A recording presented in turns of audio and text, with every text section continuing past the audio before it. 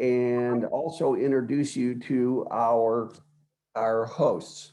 A little bit about SCORE very quickly. We are the nonprofit, all volunteer branch of the SBA. So we have 55 mentors here located in Greenville, and we cover 11 counties. We're here to help you. It's a all volunteer operation, so we don't charge anything for our services. If you need additional help with your business, whether it's a startup or an existing business, go online to score.org, and we're glad to help you. I mentioned a minute ago, we do about 55 workshops a year. Today's workshop is a great one. We're very excited about it. It's titled Unique Strategies for Attracting and Retaining Great Employees. And at this point, I'm going to turn you over to our two presenters, TJ Angioni and Calvin Beeman. TJ, take her away.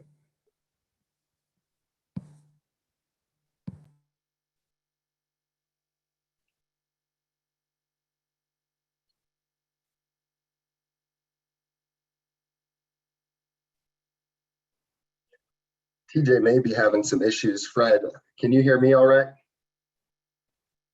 Yes, okay. Well, I'm sure TJ may jump in as we move forward. But first of all, thank you for the opportunity to present today. I'm excited about the topic. It's one that I hold close to heart, and also one that I'm always excited talking about with my clients and any other business owners that I know within the community or across the nation. So I don't know if TJ was coming in. I saw him just pop up. He looks like he's still muted. There we go. TJ, you there? Hey, can you hear me now? Yes. Yes, sir. I'm sorry. It just prompted me to unmute my phone, even though it was unmuted. Again, as I was saying to the group, good morning. My name is TJ Angioni, and I am the business banking team leader for Truist in South Carolina. And wanted to take a quick moment and thank the team at SCORE for their wonderful partnership over the last several years and the great work that they provide many of the small businesses across the upstate and South Carolina markets. As you all have heard Calvin just a moment ago, Calvin Beeman, would like to do a quick intro for Calvin since he will be presenting for us this morning. And Calvin works with McGriff Insurance, which is the retail division and insurance arm for Truist. And Calvin specifically works with employee benefits to provide solutions to businesses and commercial clients across a number of markets in South Carolina. And Calvin, again, I really appreciate you volunteering this morning to present and look forward to hearing your presentation. Thanks. Thanks so much, TJ. I appreciate it. And again, thank you for the opportunity today, Fred and all of SCORE. I'm Calvin Beeman. I'm going to go through a story. I'm a storyteller by nature, so I will have a story for you guys as we move through the presentation today. But the goal that I really have and the goal that I always was in a position to present when I was coaching at the University of South Carolina was every day, let's leave with a nugget of information that's going to make us better, whether it was a camp, whether it was practice. We always wanted the players or anyone who was attending to leave with a nugget of information that was going to be of value for them. So that is the goal. And we are going to be covering a vast range of topics that I think apply to the current job market and to those employers who are looking to either attract the talent that they need or to retain the talent that they've developed. So the first thing we're going to cover in that conversation is going to be culture. And I'm going to share my championship culture experience with you.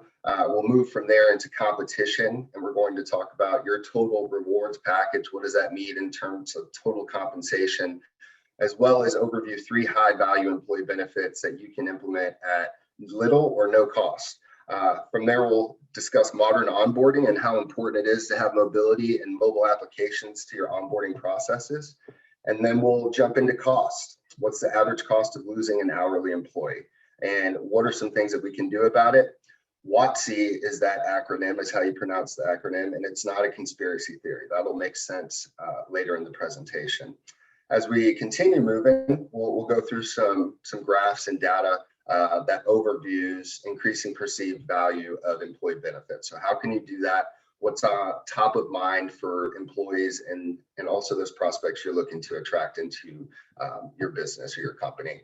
And then we'll share a tool for your HR purposes, because I know we all wear many hats as entrepreneurs. I come from an entrepreneurial family of electrical contracting, and I understand completely how many hats a business owner can wear on a day-to-day basis. And we will save time for questions.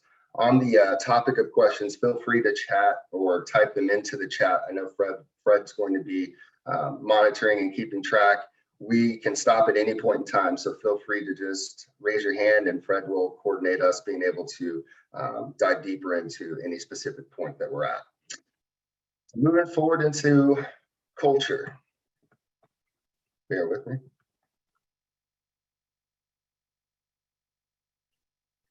Oh man. So my championship culture story. It all started with a white ball that is laced with red seams, and I'm sure baseball popped up into many of your minds. Baseball was a vessel for me. I played in high school, college, as well as professionally with the Seattle Mariners minor league system, and it was more than a game for me. It was a mentor and still has life lessons that I take from it every single day. But the story I'm going to share is more around the blessing that I experienced of being a part of championship cultures 3 out of 4 years moving through my baseball career. And what I mean by that is the math teacher was my high school coach, and his name was Steve Kavanaugh, and he taught AP, gifted class math. So he obviously was very technical and very specific in how he organized practice, but he also was very specific in how he organized our year. And the reason that this matters is because I think that any great culture has a cornerstone of a leader or leadership that allows for that culture to be attractive to a certain type of employee or teammate or just person. And what Steve Kavanaugh, or Coach Kavanaugh, did a great job of with a bunch of underrated high school players at Smoky Hill High School in Denver, Colorado, or Aurora to be specific, is he made us believe, number one. And then number two, he put in order an automated process that allowed for us to build consistency in our habits while infusing continual motivation and belief in the mission that we were going to win a state championship. And sure enough, we won a state championship that year against a team that had won 4 years in a row in Cherry Creek. So that was the start of my championship culture story. Obviously, there probably were a lot of trophies when I was younger as well, not being cocky, but just those don't matter as much. But the math teacher does. And the roughneck mattered even more because he was the man that taught us how to be men or adults. And his name was Tim Chambers, and rest his soul. He passed away a few years ago, but we called him the roughneck because he took a bunch of blue collar kids who were joining a junior college program that was only 3 years old to believe that we were going to win a junior college national championship. Now, he did have on his side the fact that they used to do something called a draft and follow. So the majority of our team were all players who had been drafted out of high school, and now we're playing a year in junior college ball while we had our rights signed with a major league team, trying to convince them to give us a higher signing bonus. But Tim Chambers had his own vision of what we were going to do that year. And from day one, he instilled in us that we were going to win a national championship. He also instilled a grit in us in terms of work ethic and a belief in ourselves in terms of underdogs that I think cultivated the culture that pushed us towards a junior college national championship, one that was definitely unexpected by the whole nation. And just to give you an idea of things that he would do, if you were in a slump, he would do a 360 wipe down. And he was a man that chewed Copenhagen snuff. I apologize if that brings disgust to some of you, but he would give you a little dab of that right in the chest or spit it right in the middle of your chest and tell you go get him. And for whatever reason, that was a slump buster that was better than anything else out there that I had ever experienced. But he was a man who taught us to believe. He was a man who taught us how to work for what we were working towards in terms of achieving. And that takes us into the Yoda, and that is Augie Garrido, who was a legendary Hall of Fame coach at the University of Texas. And up to this point, I had had a cultivation of physical habits as well as some grit combined, but Yoda was the person who taught us the mental aspects of the game. And I've never seen a person be able to berate you while motivating you, and also circle back and make you feel like he was a philosopher all in the same breath. But Augie Garrido was one of those men. So my base of culture, my cornerstone of culture comes from sports, but it also comes from programs that were well respected and programs that were well organized and had leadership. So when we are talking about culture that's going to attract today's employees or prospects in the employment market, I think we have to think about, how is our leadership being represented? Do we have any type of branding on social media in terms of LinkedIn? Are we being personal with our outreach? Because we all know that it's hard. It's getting harder. It has been hard, but people aren't just pouring in to apply for jobs. You are actually having to be a recruiter. You're having to be a coach. You're having to be more than you ever have been. And I think that's something that's important to realize, even if it's hard to accept. So what did that all cultivate into? It cultivated into a picture of me when I had more hair. That's just a laughing moment. It's hard because this is like Saturday Night Live with nobody in the audience. That being said, that was a great moment, and one that, you know, no one can ever take away from us, and was definitely a culmination of a lot of hard work and belief. So culture, I think it takes a lot to create it, but it starts with leadership, and to be a leader, you have to be out there in front of your team. Competition. Creative offerings. So Starbucks has a program called Your Total Rewards Package. And we're going to overview what separates them from some of the other large employers out there. Now, I know we have a majority of small to medium-sized businesses, or even sole proprietors on the call. That being said, as you're thinking about your vision of attracting and retaining talent that you need right now, I think there are a couple points in the rewards package that will be of note that we'll overview. We'll also talk about 3 high-value employee benefits that you can implement for little to no cost, as well as what modern onboarding means and what the mobility and mobile apps provide in terms of the modern onboarding of employees onto your platform. So Starbucks, Your Total Rewards. Bear with me, I'm going to have to go to the link and then share.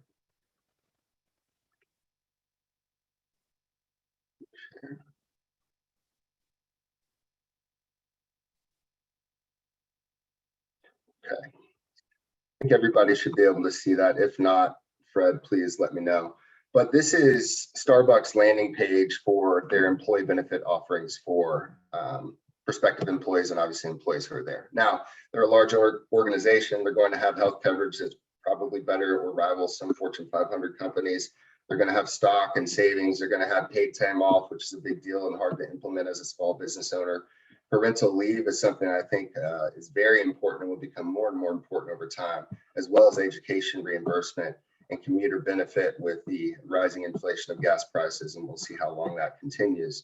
But also a couple of things I want to point out, especially for those in the hospitality space, or even those who might be in the construction manufacturing space. What type of discount or benefit can you provide in terms of, I know we all have coffee and tea, but are there other aspects of midday nutrition that we can implement for a reasonable cost that would be something we could include in our total compensation advertisement and conversation when we are posting jobs on job sites, or when we're out there trying to recruit new employees? This one really stuck out to me though, ladies and gentlemen, because I am a huge music fan. My Spotify has thousands of songs. I do not mind paying the $10.99 or $11.99 every month, and I'm blessed to be able to do so. That being said, when we're talking about millennials and we're talking about Gen Zers and these young demographics in terms of who we are looking to hire or attract to come back into the workforce, I think that a Spotify premium subscription is something that should be a note on the wall that you're chewing on. And the reason why is I think it literally is $10.99. It may have raised up to above that per month. So if I'm thinking about per employee per month, and I have a hiring phase that's necessary for a project, being able to advertise that to a certain demographic may be of advantage. And if not, at least it's a creative way that you can bring a benefit to your team for a job well done, or an incentive. Maybe it's a bonus that you give to them for a year. All of those things add up in terms of building culture and being able to retain the talent that you hire. Something that sticks out to me as well is this elite athlete program. I've seen a lot of, and I know and have relationships with college friends who are Olympic trial participants, and them being able to find work, just like it's hard for a minor league baseball player or a minor league hockey player to find work in the off season simply because their schedule is not conducive to a full-time position, something like this really sticks out. And I think being able to coordinate this also with a University of South Carolina athletic department, or being able to coordinate it with Clemson, or being able to coordinate it with Anderson or Presbyterian, wherever it may be, even our HBCUs across the state, I think there's a lot to be said for creating a pipeline of people who have, for the most part, developed some really good habits to transfer into the workspace while supporting them and them chasing their dreams. So that's where I think you can really get some residual value with people. And there's other ideas as you go through here. All of this information is going to be available to those on the call. So the links will be provided and we'll be able to share them out. Moving forward, I'm just going to go back to the PowerPoint.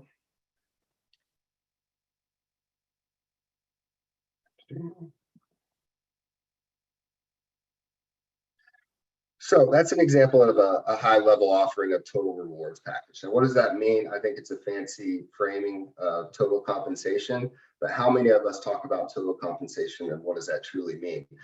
Especially in terms of job posting and advertising. If I'm marketing a job right now, it's really hard to decipher what's going to separate one from the other. I mean, I've seen $10,000 sign-on bonuses for drivers.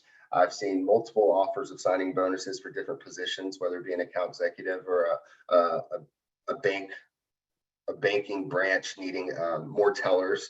So I know it's very competitive. That being said, the conversations that you can have inside of an interview about total compensation, whether that be you're going to give them a stipend, and this is for my small business owners, you're going to give them a stipend for them to apply towards their health cost, but they also are going to have a concierge service that can take them through the ACA, which we all know can be really cumbersome and overwhelming, to find the best fit for them. That's an employee perk that you can implement on a budget as a small business owner, and I'm talking 15 employees and under, and maybe, you know, a good majority of those are part-time and you're just looking to retain that project manager or some of your upper C-suite as you move forward and build out the platform.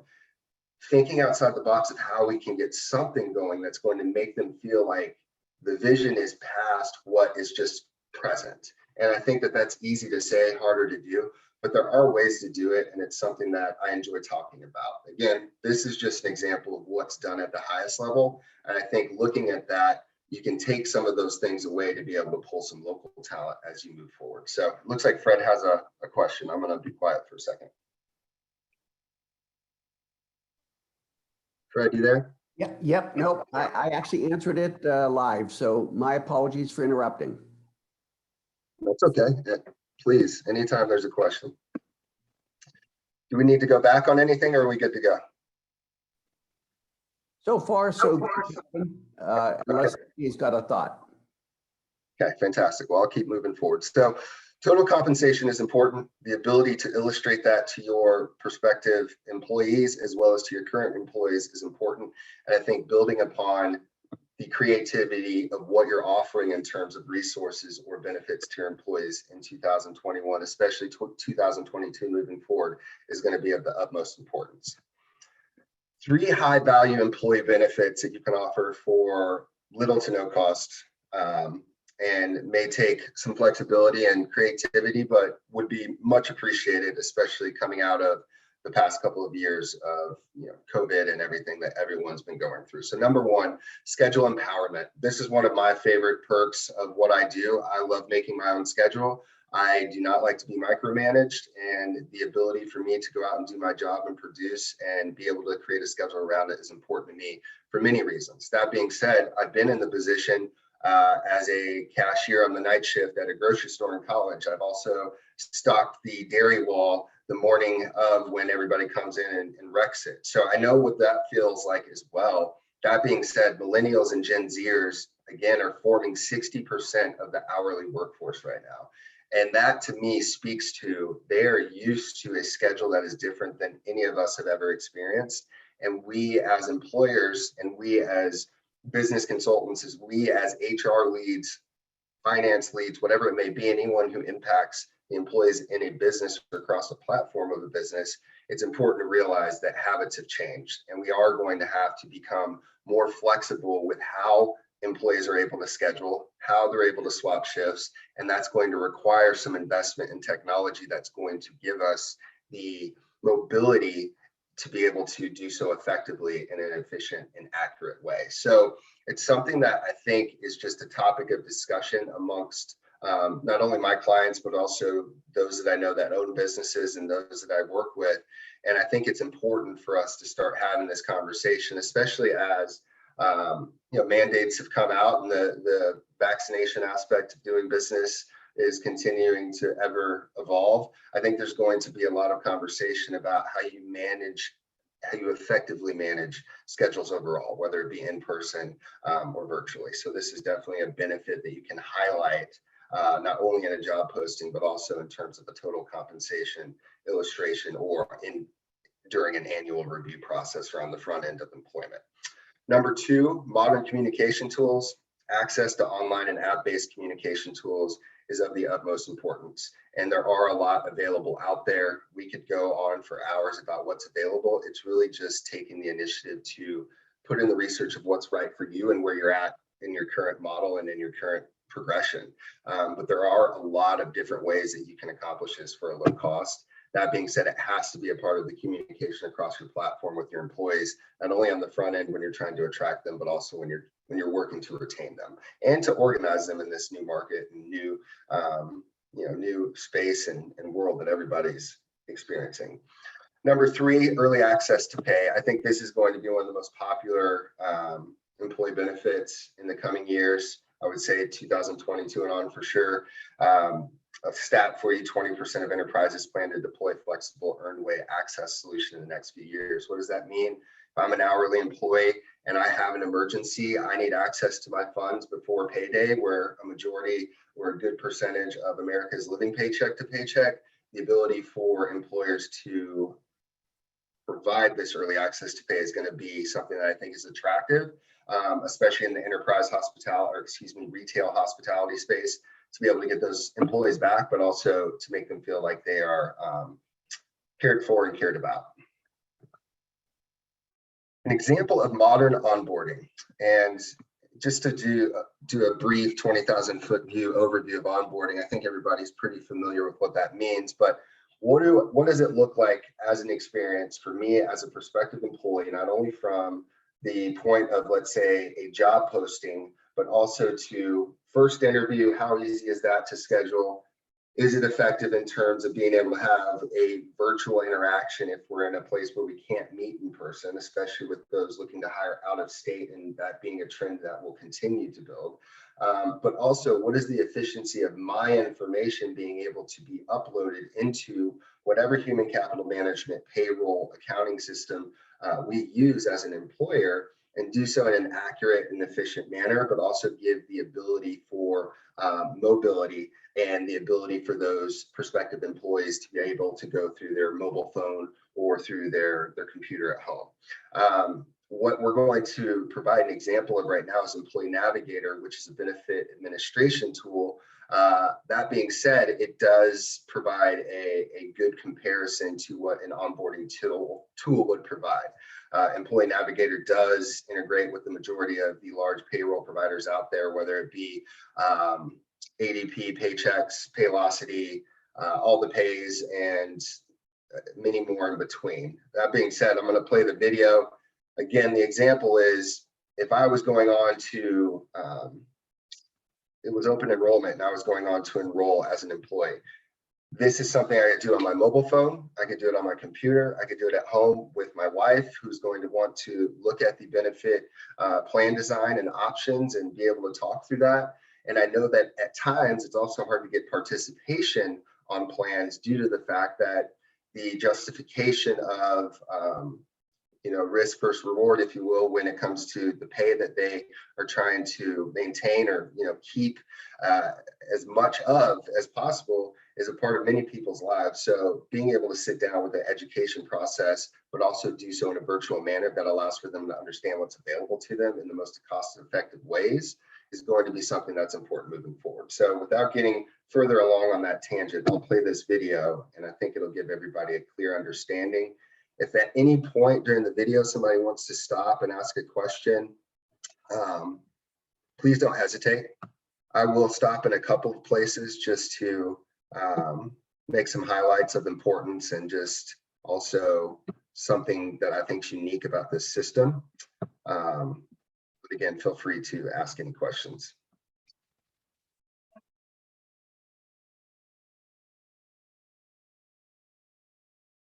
One brief, there is no sound from what I understand, but you're not missing anything. It's just a little jingle, so you can sing your favorite in your head.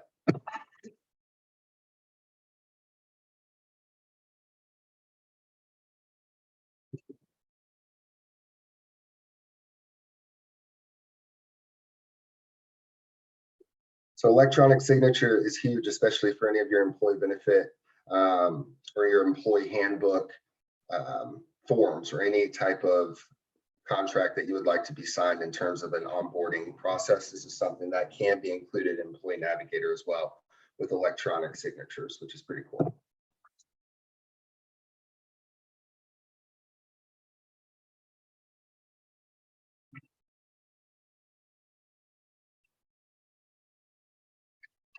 Another function that I love is that you can request time off through Employee Navigator. I think that that is one of the most cumbersome aspects of HR and just organization, as well as the ability for an employee to do so in an efficient manner. So this is something that can be done, again, mobily on their phone, managed as an administrator with a different view that's not going to be available to everyone or to all employees, but gives you another resource and another offering that's organized to be able to communicate in terms of benefits and total compensation.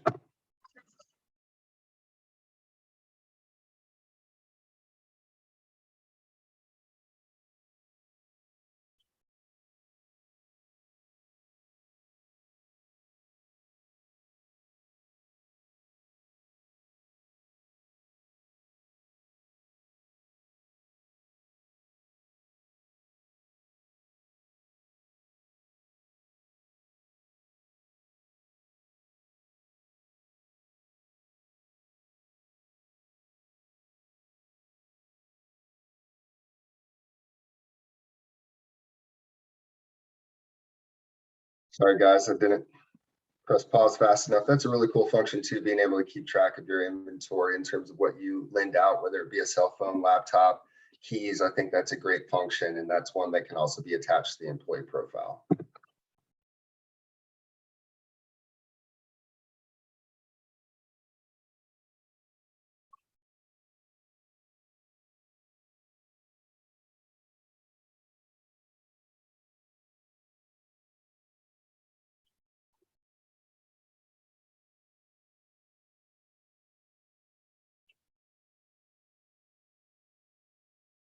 All right, so we're going to go back to the PowerPoint. Again, that's Employee Navigator. And what's really cool about Employee Navigator as well is there's a lot of ways to find it, to be able to, or there's a lot of ways to be able to obtain it for free based off of different partnerships that you may have with either payroll providers or insurance brokers or other business consultants that you may work with. So again, that was a brief example of what an onboarding tool can look like. There's many different variations depending on which company you would utilize, but all large payroll providers are going to provide that, whether it be ADP, Paychex, again, all the pays, Paylocities, and there are good ones and there are bad ones. And I think finding a rep and a person who can navigate the back alleys of those jungles of large companies is the most important part of that relationship, because they all have solutions that can fit. And a lot that can fit for a cost-effective way, but it comes down to the person you're partnering with. So again, that's what a look of modern onboarding would look like from an administrative position. I, as an HR lead, are going to send out a link to one of my prospective new employees to have them go through the application process, as well as when we are ready to onboard them, a link that would take them through all of their elections for W-2, as well as any benefit elections that would be made available to them.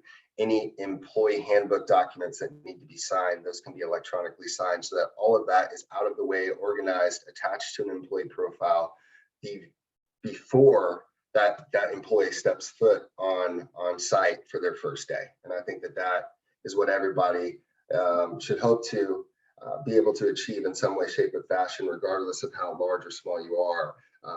it's just going to make your life easier and make a better representation for anybody who's interested in joining your company. So just want to do a pulse check. I always do this because I can get long-winded. Fred, I don't know if there are any questions or not so far. Feel free to type them in. And if not, we'll keep moving. So Calvin, there were a few questions. I think we answered them live through the Q&A sessions. Nothing that I felt it was important to interrupt you. But we were welcome to open it up to any more questions from our audience. We've had quite a few people online. Can we help you with anything?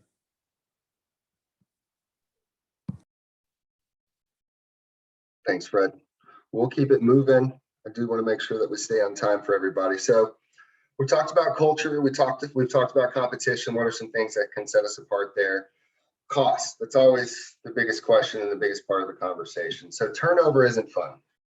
Turnover and staffing shortages, which we all know are a big part of everyone's world in terms of employers right now, always are going to impact the bottom line. And the average cost of a turnover for an hourly employee ranges anywhere from $2,000 to $7,000. So even the time spent, which I don't think is included in that estimate or that range, is the time spent just finding them, the time spent getting them on the phone and hoping that they show up to the interview.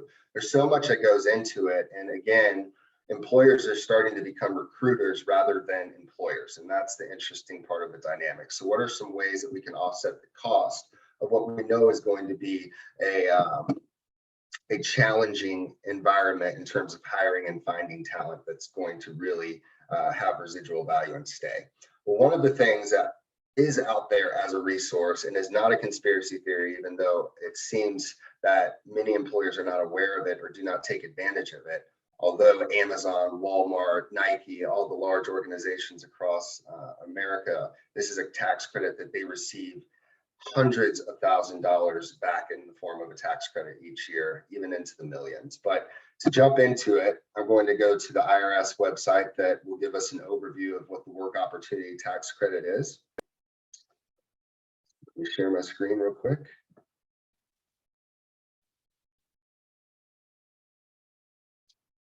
Everybody should be able to see this. So what is Work Opportunity Tax Credit? Essentially, it is a tax credit that incentivizes employers to hire from different buckets, whether it be demographically, socioeconomically, or also those that deal with people who may have been in trouble with the law in the past, as well as veterans of our military. There's a lot of information to read through here, and we can talk about the different acts that are associated with it, but it is something that's going to be continuing into 2022. So I bring this up here because, again, all of these links will be available to you through this slide deck. But the biggest thing that I talk about with Work Opportunity Tax Credit is how you can use it as a strategy, if you will, especially if you're an employer who has a initiative in hiring veterans, or you're an employer who supports those who have had their issues with the law in the past. Again, these targeted groups are all buckets of those that this credit would apply to.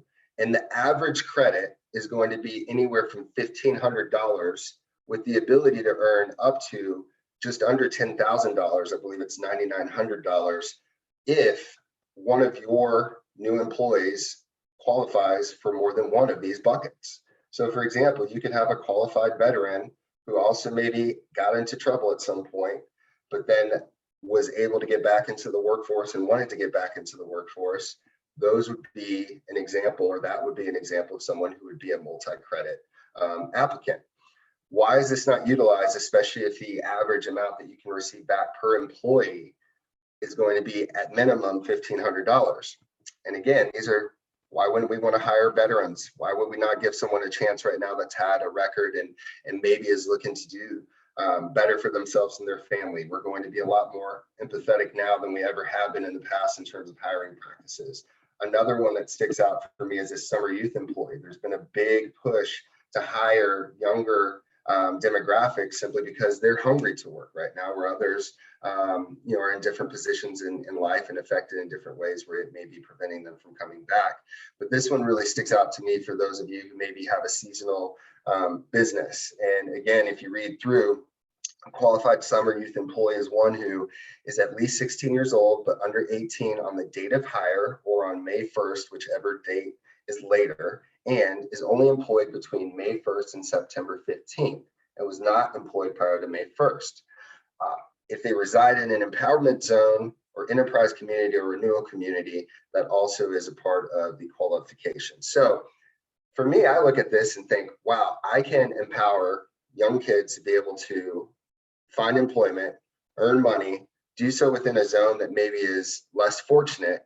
And I think about a summer youth internship, paid internship program that could result into the ability to apply for this tax credit. That's easy to say, but obviously I'm not an accountant, I'm not a CPA. So how does it actually work? How are we able to take advantage of this? Which is something, again, that Amazon, Nike, Walmart are taking advantage of every single year. I've worked with businesses of all sizes, and I've seen in one instance, a manufacturer who had a $500,000 tax credit come back to them simply by integrating this into their onboarding process in terms of screening. So I'm going to take you back to the presentation and touch on some companies that allow for you to utilize them as third-party administrators. I will tell you, payroll companies, again, all of the pays, whether it be ADP, Paychex, Paycom, Paylocity, they have work opportunity tax credit modules that are available. What I will tell you also is that they're going to be going through a third party most of the time, and the one that is highly used is HireTech. So to give you an example of what some of these credits look like in terms of range of amounts, we're going to go to this website, which does a great breakdown, or provides a great breakdown of what some of those credits look like in terms of, again, amounts. And it also gives you the stipulations of what is necessary in terms of the amount of hours. So when you look at this, those who receive SNAP food benefits, those are going to be a prospect for work opportunity tax credit. Those who have had a vocational rehabilitation, again, ex-felons, long-term unemployment, those who've been unemployed for a long time, summer employees, and then you get into veterans. You can see how these really start to add up over time. And if you are someone who experiences a lot of turnover and can be within these parameters, I think that this is a program you should definitely be exploring in some way, shape, or form. So I'm not going to go into the other option in terms of company. Again, these links and slides will be made available to you, but I do want to go into this link. And this is a calculator that you can play around with your own figures and your own metrics as they become available to you, or if they can become available to you through your accountant or your own devices. But you can go to this link, and what it will do for you is it will take you through a calculator where you can put in your number of active employees. So let's do a business that is 35 employees. Yearly turnover percentage, that's going to be different from everybody. We'll leave it at 30%. We'll leave it on the lower percentage of saying that 20% of the applicants that apply for your job or you employ them each year are going to be those who fall into one of those buckets pertaining to work opportunity tax credit. And then we're also going to do the lower phase of a conservative estimate in terms of the average credit per employee. Although I see it more in that, again, that $1,500 range. So at that point, you're going to click in. Now, not substantial in terms of, obviously we don't have a huge number of active employees, and that can be even less for those who have less employees. But if that turnover percentage is higher, obviously that return is going to be higher. If you create a strategy around getting closer to 35%, or maybe changing your hiring strategy, you're going to see more of a substantial savings in terms of that tax credit being returned.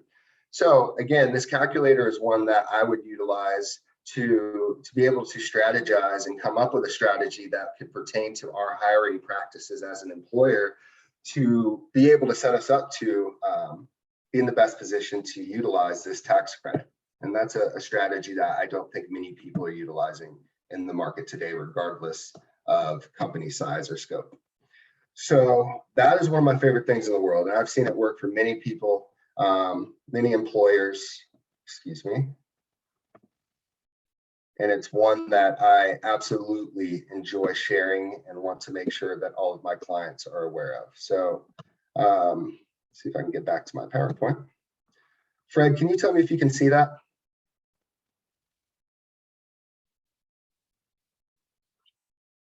Fred, are you still there?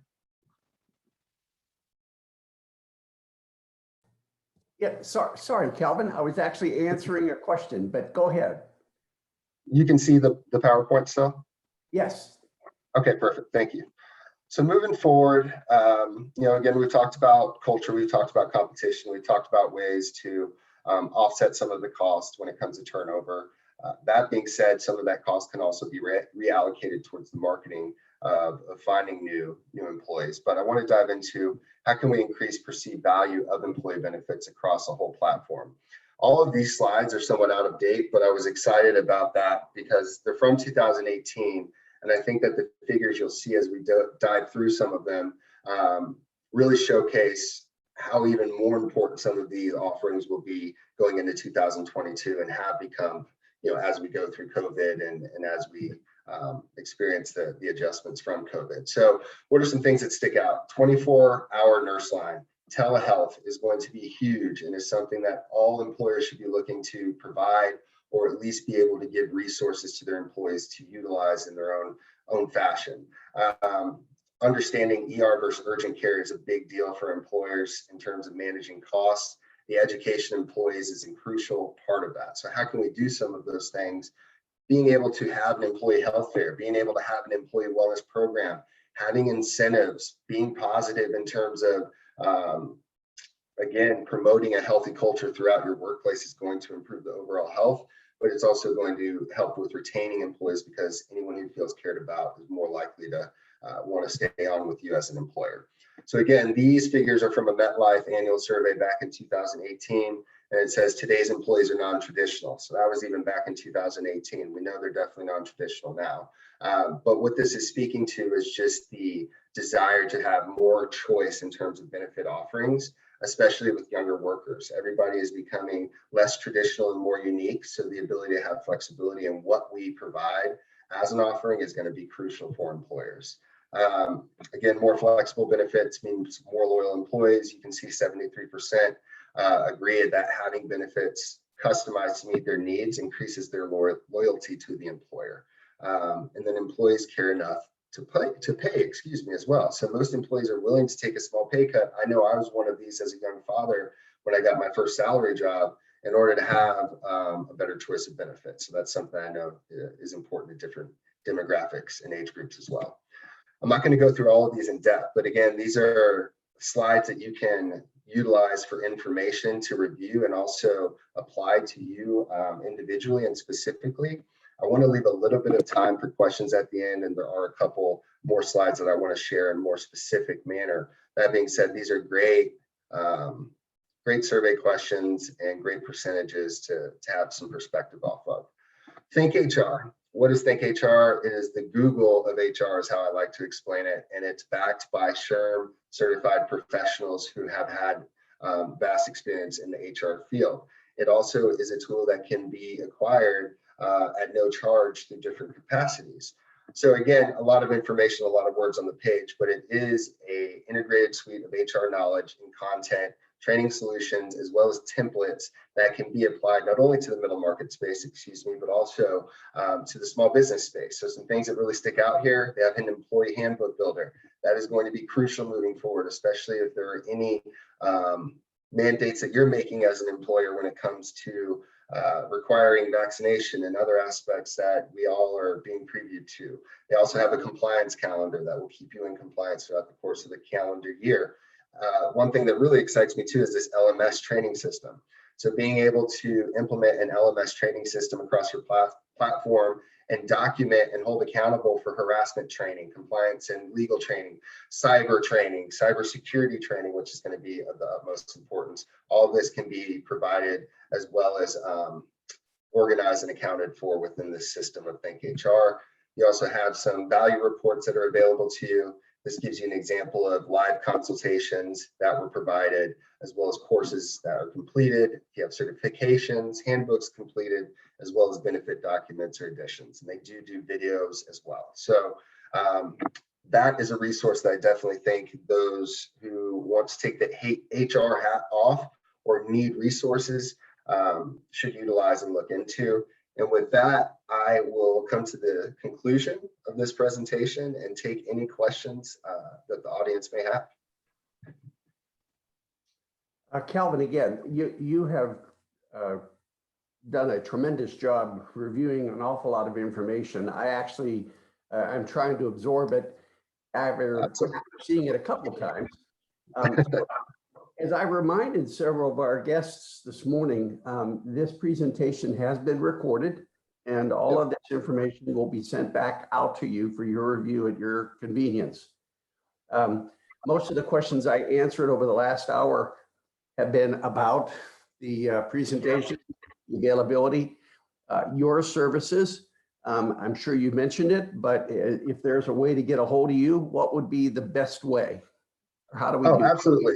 I'm someone that I am a people person. I like to speak to those that I work with. So I am a call away on my cell phone or email, but text, email, call if I need to. If you would like to, Fred, send out my email signature to anyone at all. I'm open to conversations and definitely look forward to being a part of SCORE from a mentor perspective as well at some point in the future, because giving back is something that does fill up my passion bucket. Very good. And one last question popped up. You may have explained this, but can you again describe the relationship between McGriff and Truist? Oh, absolutely. So Truist is formerly BB&T and formerly SunTrust, merging back in December of 2020, I believe. It was one of the largest bank mergers in history and brought together two great organizations that formed the Truist umbrella or family. McGriff has always been the insurance arm of BB&T. And what that means is that any insurance related needs for any banking clients, any financial advising clients, or anyone attached to BB&T, whether it be a banker who has a friend who owns a business and is looking for help on property and casualty insurance, or they're looking for a surety bond, or they're looking for the ability to start an employee benefits platform and offering health insurance, but they don't know where to start and they have a certain budget. Across all aspects, even into compliance and specialty verticals of industry, McGriff represents, again, the business insurance arm for the bank of Truist.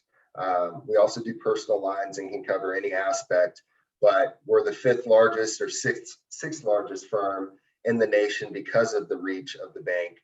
And again, because of that, we have resources that many others don't. So my particular focus is employee health insurance and helping employers with plan design, how to do it in the most cost-effective way. I work with employers of many sizes, from the hundreds all the way into under 5. So there's ways to make it work for everyone. It's just having the conversation and being able to put the building blocks in place. So I hope that answers the question. But Truist is the parent company, and we are the subsidiary of the bank, representing the insurance arm and any insurance interests for Truist. Very good. And last question, actually a suggestion from several of our guests wanting to know if and when you're going to do this presentation all over again for SCORE. Oh, well, to be determined. Matt Giddens and TJ, and I know that Fred will follow up, but I would love to do this presentation again. Again, thank you for the opportunity to do it for the first time. It's one that I know I'll continue to add to and build off of, but I definitely want to have the opportunity to not only do it for SCORE, it is one that I'm considering doing through McGriff as well, just in my own capacity. So feel free to follow me on LinkedIn. Feel free to reach out to me on LinkedIn. That's the only social media I'm active on, but it's one that I love to connect with people on. And again, I'm a connector by nature. So if there's anything that I can do to help any of you outside of this, I have a small circle, but a large network. And again, I love to help people. So let me know how I can do so. Excellent. Well, Calvin, from all of us at SCORE, thank you and TJ for this presentation. Very helpful. All of our guests continue to have a great day. We enjoy seeing you here today. And again, reminding you, if you need some additional help, just go on to score.org. We'll be glad to help you, or even direct you back to some of our Truist partners for additional information. That being said, I think we're all done here. Any last words, Calvin? Only thing I would say is, again, feel free to share my email signature. This office is changing. We just moved to the Truist building downtown on Main Street on the 7th floor, but my cell phone is in my email signature, Fred. So anyone who would like to reach out directly, feel free to share it with them. Very good. Well, we'll all be in touch. Calvin, again, thank you. And folks, have a great day. Take care. Thanks, everybody.